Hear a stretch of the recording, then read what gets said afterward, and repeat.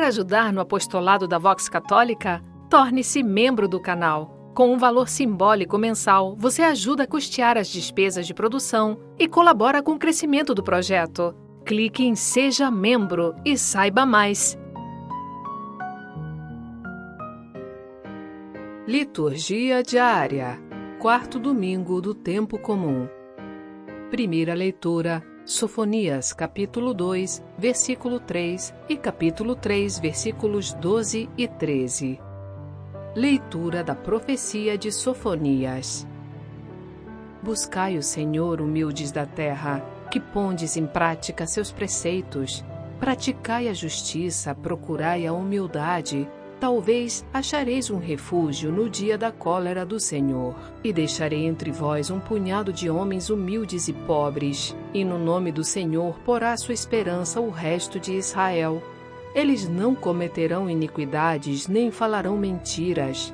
Não se encontrará em sua boca uma língua enganadora. Serão apacentados e repousarão, e ninguém os molestará. Palavra do Senhor. Graças a Deus. Salmo Responsorial 145. Felizes os pobres em espírito, porque deles é o reino dos céus.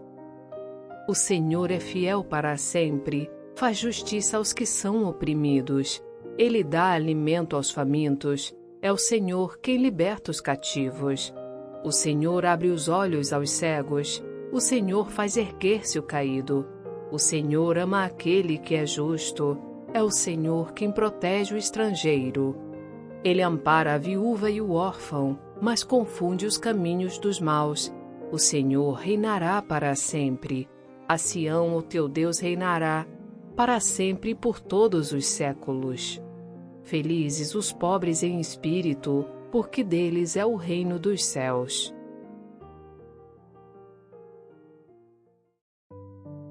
Segunda leitura. 1 de Coríntios, capítulo 1, versículos 26 a 31. Leitura da primeira carta de São Paulo aos Coríntios.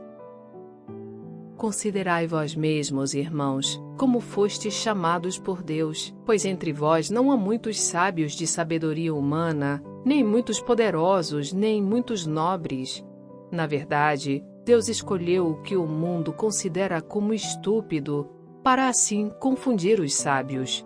Deus escolheu o que o mundo considera como fraco, para assim confundir o que é forte. Deus escolheu o que para o mundo é sem importância e desprezado, o que não tem nenhuma serventia, para assim mostrar a inutilidade do que é considerado importante, para que ninguém possa gloriar-se diante dele. É graças a ele que vós estáis em Cristo Jesus, o qual se tornou para nós, da parte de Deus, sabedoria, justiça, santificação e libertação, para que, como está escrito, quem se gloria, glorie-se no Senhor. Palavra do Senhor. Graças a Deus. Evangelho. Mateus capítulo 5, versículos 1 a 12a. Proclamação do Evangelho de Jesus Cristo, segundo Mateus. Naquele tempo, vendo Jesus as multidões, subiu ao monte e sentou-se. Os discípulos aproximaram-se, e Jesus começou a ensiná-los. Bem-aventurados os pobres em espírito, porque deles é o reino dos céus. Bem-aventurados os aflitos, porque serão consolados. Bem-aventurados os mansos, porque possuirão a terra. Bem-aventurados os que têm fome e sede de justiça, porque serão saciados. Bem-aventurados os misericordiosos, porque alcançarão misericórdia. Bem-aventurados os puros de coração, porque verão a Deus. Bem-aventurados os que promovem a paz, porque serão chamados filhos de Deus. Bem-aventurados os que são perseguidos por causa da justiça, porque deles é o reino dos céus. Bem-aventurados sois vós, quando vos injuriarem e perseguirem, e mentindo disserem todo tipo de mal contra vós, por causa de mim. Alegrai-vos e exultai, porque será grande a vossa recompensa nos céus. Palavra da salvação. Glória a vós, Senhor.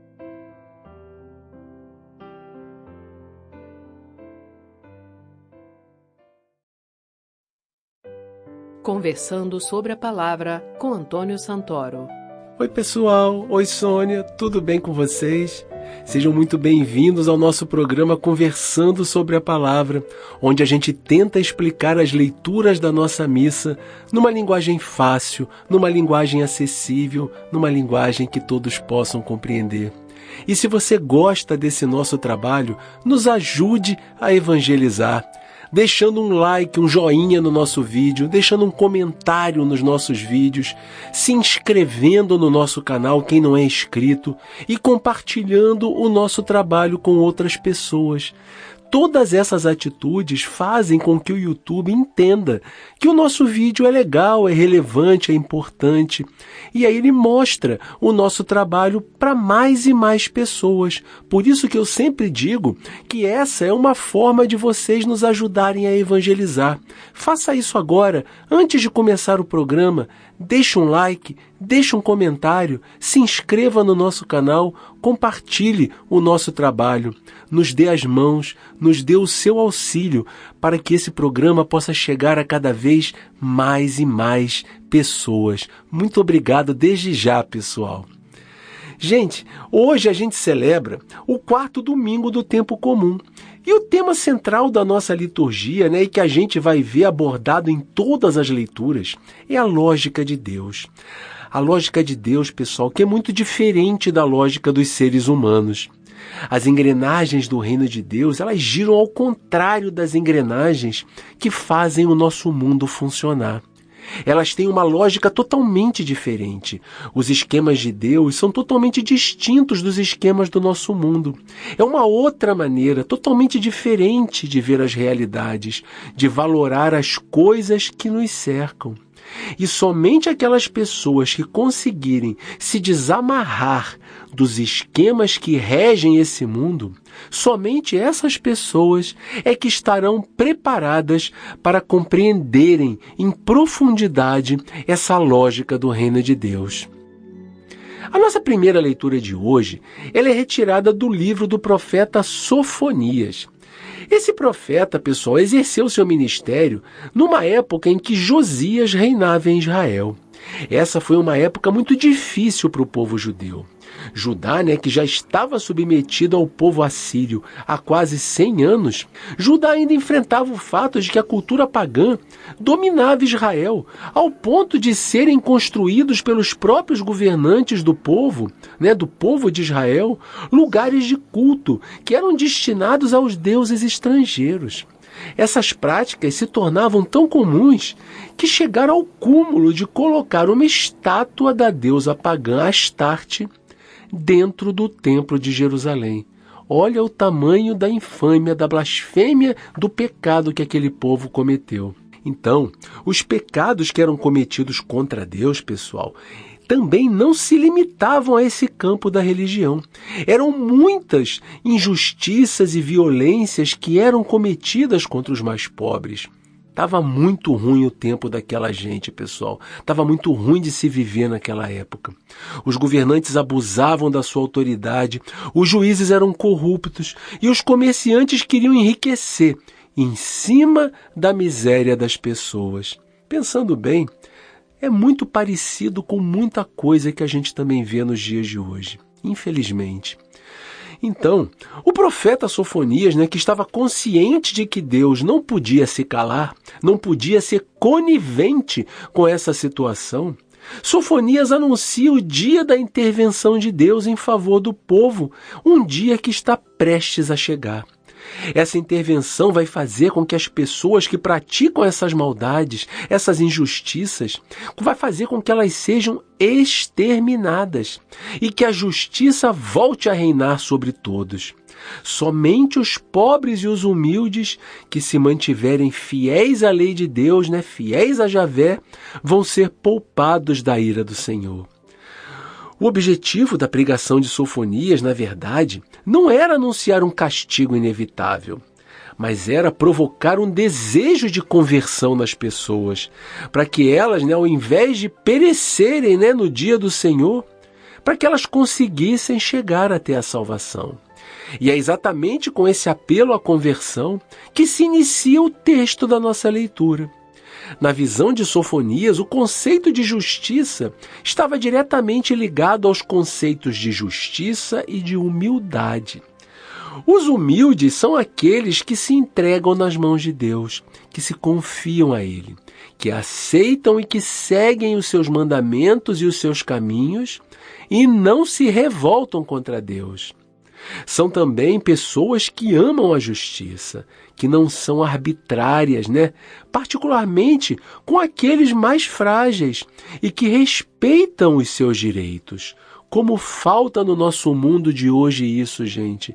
Pessoas que respeitem o direito dos mais fracos. Nós podemos fazer uma comparação desses mais frágeis com aqueles pobres que são mencionados nas bem-aventuranças que a gente viu no Evangelho de hoje.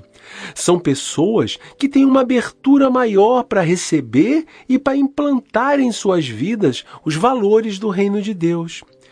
Por outro lado, em oposição a essas pessoas estão aquelas que não conseguem abrir mão do seu orgulho e que, por consequência, acabam se fechando para as propostas do reino de Deus. E como não conseguem se desapegar dos esquemas desse mundo, essas pessoas acabam continuando a praticar a injustiça, a explorar as pessoas ao seu redor e a exercer qualquer tipo de poder que possam, para oprimir aqueles que são próximos delas. Essas pessoas, caso elas não optem por fazer uma verdadeira conversão nas suas vidas, certamente elas não encontrarão abrigo no dia em que a ira do Senhor recair sobre a terra. Gente, na linguagem bíblica, ser pobre não tem o significado de pertencer a uma categoria social com menos dinheiro do que as outras. Ser pobre, na linguagem bíblica, é uma atitude espiritual de quem tem o coração aberto para as propostas de Deus. E são pessoas justas nas suas relações com outras pessoas. Os pobres, de acordo com esse entendimento, são pessoas pacíficas, piedosas, simples, pessoas que se confiam a Deus, que confiam em Deus, que têm fidelidade às suas propostas e que agem de acordo com os valores do reino nas suas relações com as outras pessoas. Olha como isso entra profundamente no nosso dia a dia. Gente, a primeira lição que nós tiramos quando a gente lê o livro de Sofonias é que o nosso Deus não está nos lugares onde a violência e a lei do mais forte são as regras que governam. Porque Deus não apoia esse tipo de política dominadora. Mesmo que as pessoas que pratiquem esse tipo de política digam que estão fazendo isso em nome de Deus. Os valores de Deus não podem ser confundidos ou misturados às práticas que se apoiam em violência, em imposição de vontade e na força. Sempre que alguém se apresenta em nome de Deus e tenta impor as suas ideias de cima para baixo, tenta impor a sua lógica através de força, através de violência, e isso não significa apenas força física e violência física, pode ser também forças e violências psicológicas. Quando a pessoa se apoia nisso, nós não devemos confiar nela. Este nunca foi o método de agir de Deus. Deus nunca se impôs no mundo, Ele sempre se propôs para as pessoas. E as pessoas sempre foram livres para aceitar as suas propostas ou para rejeitá-las. A nossa civilização moderna, particularmente a civilização do Ocidente, aquela que se diz cristã, ainda está muito longe de assimilar a lógica do reino de Deus, muito longe. A nossa civilização, ela sempre tende a valorizar as pessoas mais poderosas, aquelas que vencem tudo, né? Seja lá quais forem os meios que elas usaram para chegar até lá. Valorizam as pessoas que são famosas, as pessoas que são mais espertas, né? E por aí vai. Tanto nos dias de hoje, como nos dias do profeta Sofonias, os pobres, os frágeis, os mais simples, os que não podem se fazer ouvir pelos meios de comunicação, os que não têm voz, são sempre tidos como menos importantes, são tidos como invisíveis na nossa sociedade. E no final das contas acabam sempre sendo marginalizados pelas forças que dominam a nossa sociedade.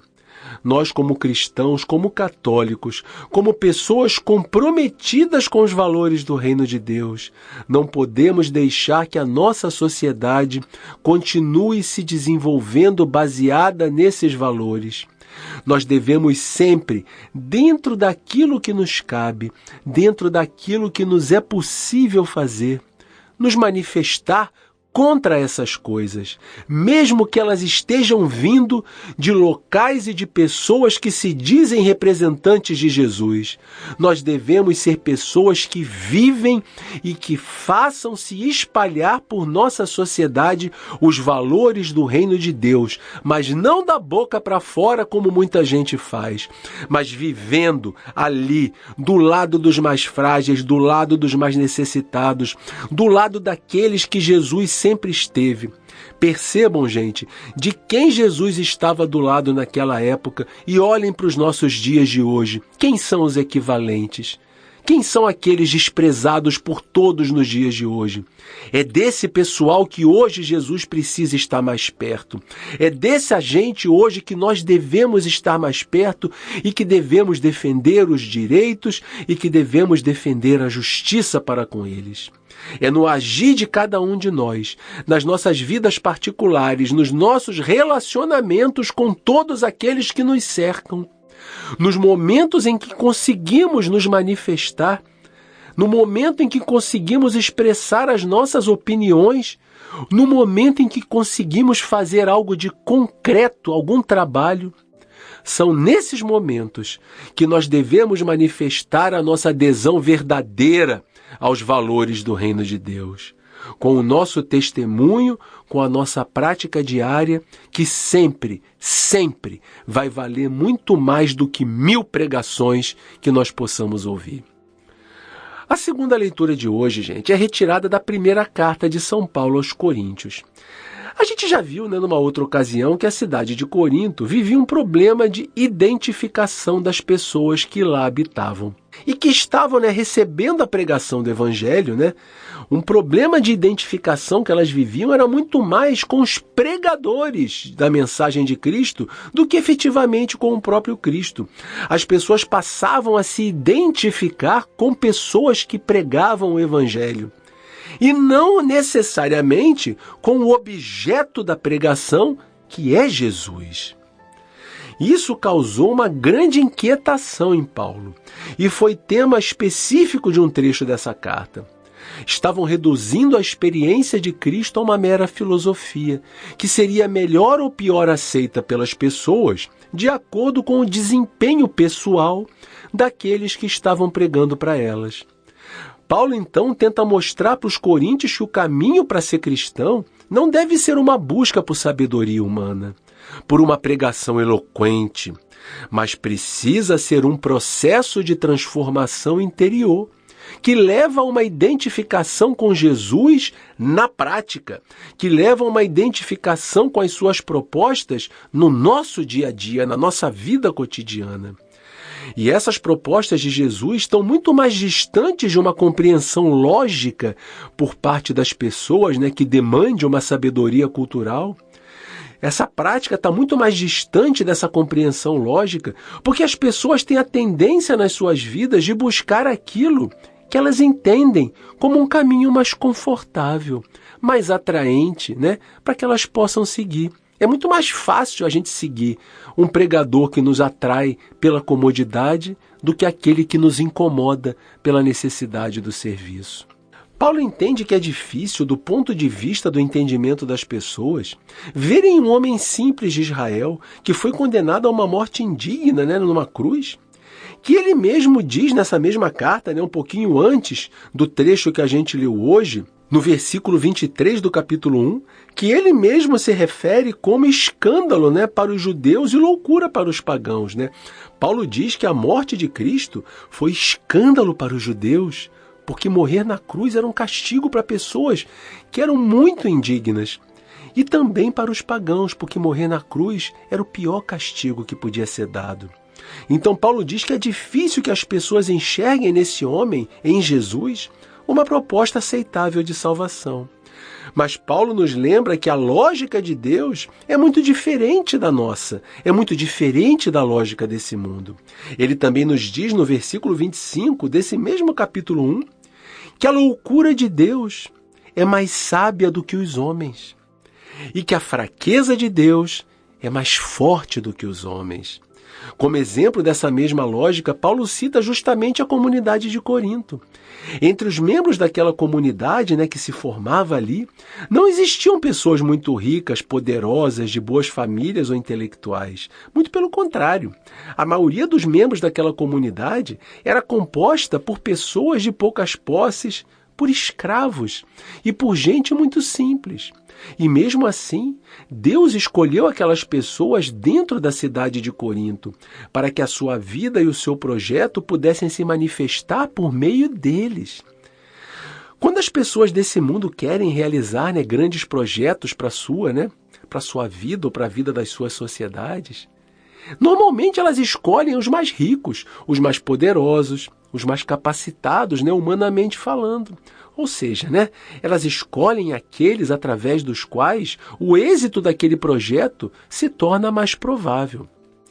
Mas o nosso Deus, ele age exatamente de maneira contrária a essa lógica.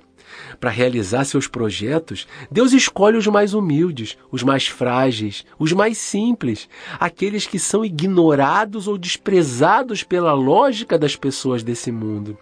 É através deles que Deus manifesta o seu poder e faz suas intervenções em nosso mundo.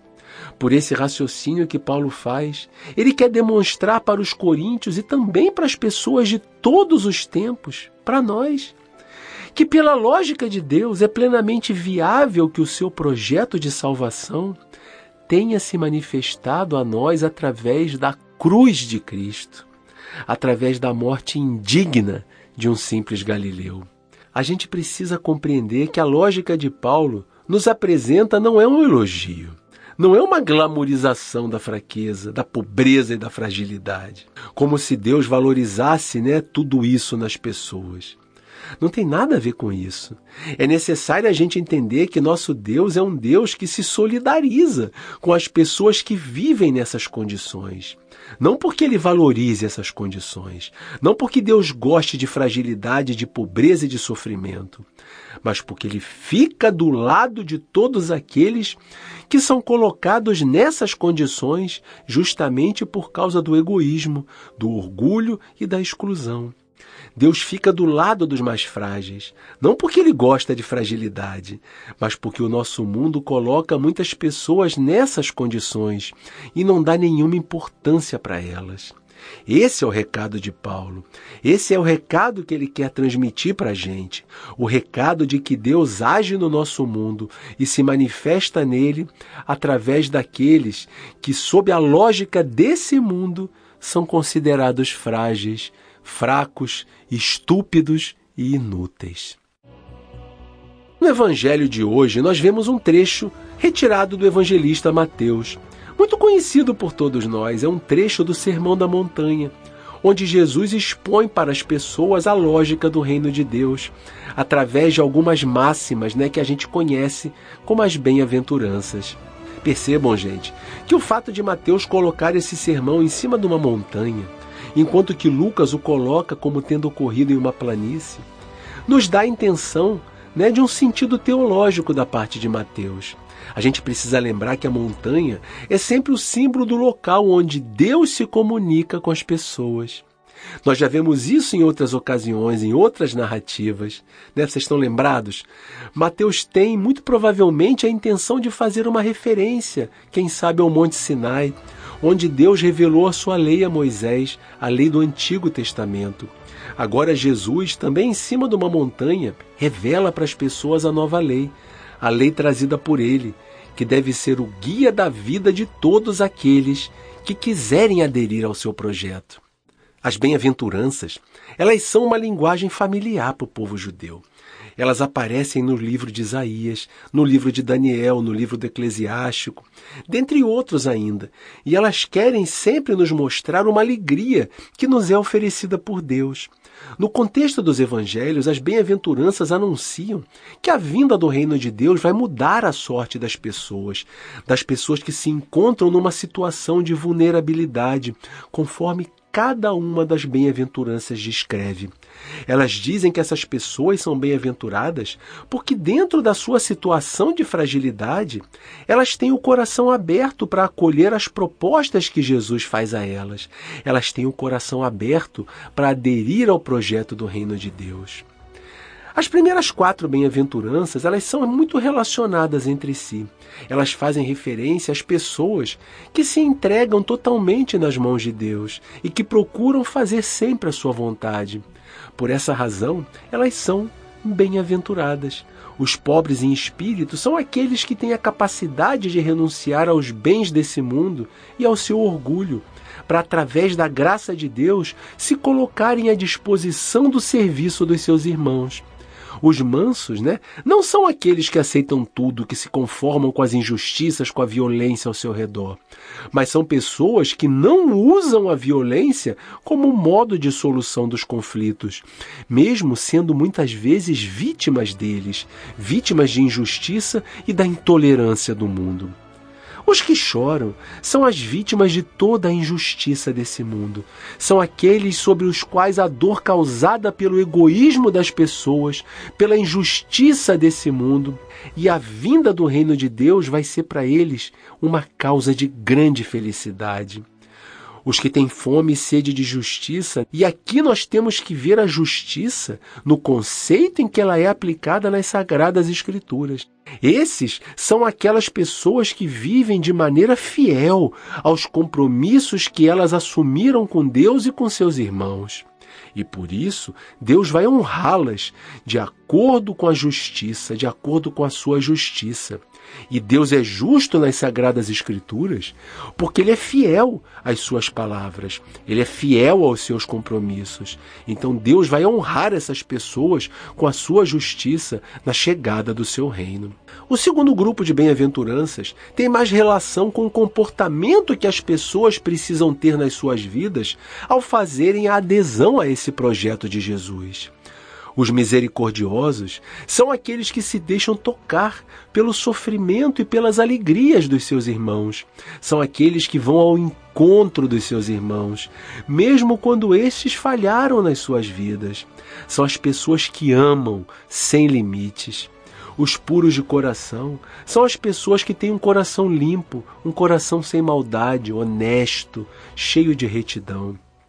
Os que promovem a paz são aqueles que num mundo violento, e mesmo muitas vezes arriscando a própria vida, procuram construir caminhos, soluções de paz para as situações que ocorrem à sua volta. Os que são perseguidos por causa da justiça são aqueles que lutam pela instauração dos valores do reino de Deus nesse mundo, mas são perseguidos, são ameaçados, são intimidados por aqueles que comandam os esquemas de injustiça e de opressão que dominam as sociedades, causando o sofrimento de tantas pessoas no mundo.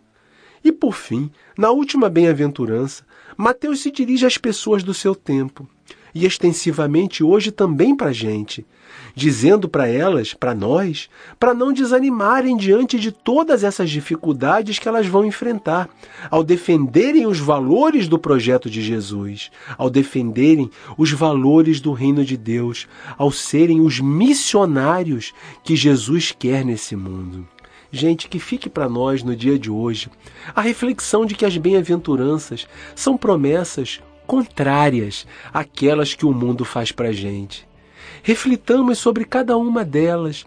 Vejamos que para o mundo, o que é realmente valorizado e o que é valorizado para a gente. Percebamos, pessoal, como nós vivemos as nossas vidas. Percebamos o que nós fazemos para viver cada uma dessas bem-aventuranças no nosso coração.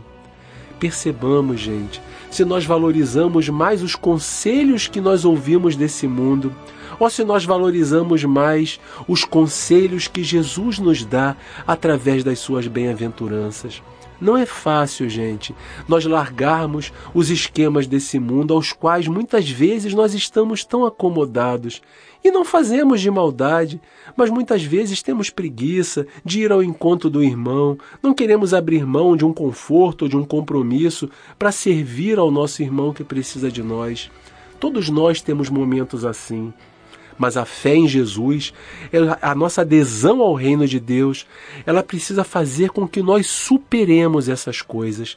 Peçamos a Deus a força e a determinação de nos levantarmos, de sairmos dos comodismos que nós temos, de abrirmos mão dos valores desse mundo que estão tão enraizados dentro de nós, de tirarmos, de arrancarmos eles do nosso coração e de fazermos brotar a semente do reino de Deus dentro de nós.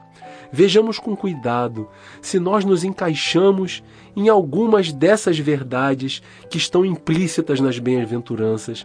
E se nós não nos encaixamos nelas, peçamos a graça de Deus para que possamos viver cada uma delas nas nossas vidas. Nos esforcemos e caminhemos para isso. Deus nos auxilia, Deus nos estende a mão, Deus nos dá o seu Espírito Santo para que nos fortaleça, para que nos purifique, para que nos capacite a sermos as pessoas que Ele deseja que nós sejamos. Muito obrigado a cada um de vocês, um grande abraço e até o nosso próximo programa. Obrigada, Antônio, obrigado, ouvintes. Tenha uma excelente semana e que Deus abençoe a todos.